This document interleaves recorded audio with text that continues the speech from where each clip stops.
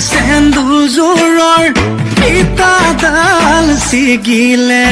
মৰমৰ চলেৰে তাই মোক ঠগিলে মই ঈশ্বৰে চজিলে খৰখেদাকৈ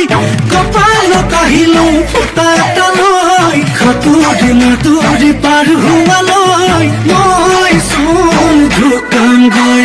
ইটো নাই সিটো নাই ভাবি গুণে লাভ নাই যেনি নিয়তে নিযায়